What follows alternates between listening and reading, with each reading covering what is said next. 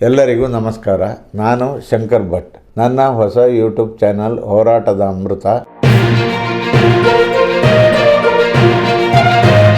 ಸಂಸದ Prajwal Revanna pen drive case ಸಂಬಂಧ SIT ಪೊಲೀಸರ ನಡೆ ಮೇಲೆ ಅನುಮಾನ ಮೂಡ್ತಿದೆ.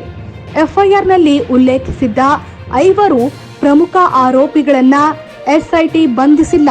ಹೀಗಾಗಿ ಎಸ್ಐಟಿ ತನಿಖಾ ವೈಖರಿ ಅಚ್ಚರಿ ಮೂಡಿಸಿದೆ. ಪ್ರಕರಣದಲ್ಲಿ 6, 7, 8ನೇ ಆರೋಪಿಗಳಂತ 3 ಬಂಧಿಸಲಾಗಿದೆ.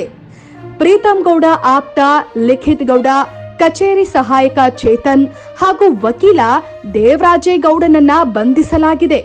ಆದರೆ ಎಫ್ಐಆರ್ನಲ್ಲಿ ಹೆಸರಿಸಿದ್ದ ಪ್ರಜ್ವಲ್ ಮಾಜಿ ಕಾರು ಚಾಲಕ ಕಾರ್ತಿಕ್, ಕಾಂಗ್ರೆಸ್ ಅಭ್ಯರ್ಥಿ ಶ್ರೇಯಸ್ ಆಪ್ತ ಪುಟ್ಟಿ ಅಲಿಯಾಸ್ ಪುಟ್ಟರಾಜ್, ವಿಡಿಯೋ ಹಂಚಿಕೆಯ ಪ್ರಮುಖ ಆರೋಪಿ ನವೀನ್ ಗೌಡ, ಚೇತನ್ ಹಾಗೂ ಪ್ರೀತಮ್ ಗೌಡ ಆಪ್ತ ಶರತ್ನನ್ನ ಬಂಧಿಸಿಲ್ಲ.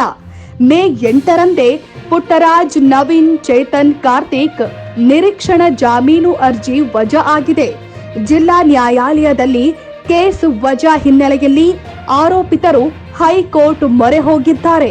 ಇಷ್ಟೆಲ್ಲಾ ಬೆಳವಣಿಗೆ ಆದ್ರೂ ಪ್ರಮುಖ ಆರೋಪಿಗಳು ಅರೆಸ್ಟ್ ಆಗಿಲ್ಲ. ಏವರೆಗೆ ಬಂಧಿಸಿದ 3ರಿಂದ ಮಹತ್ವದ ದಾಖಲೆ ವಶಕ್ಕೆ ಪಡೆಯಲಾಗಿದೆ. ವಶಪಡಿಸಿಕೊಂಡ pen drive, hard disk, laptop ಅನ್ನ ಎಫ್ಎಸ್ಎಲ್ಗೆ ಕಳುಹಿಸಲಾಗಿದೆ. ವರದಿ ಬಂದ ಬಳಿಕ ವಿಚಾರಣೆ ಮುಂದುವರಿಯುವ ಸಾಧ್ಯತೆ ಇದೆ. ಶೇರ್ ಮಾಡಿ, ಸಬ್ಸ್ಕ್ರೈಬರ್ ಆಗಿ, ಬೆಲ್ ಐಕನ್ ಅನ್ನು ಒತ್ತಲು ಮರೆಯದಿರಿ.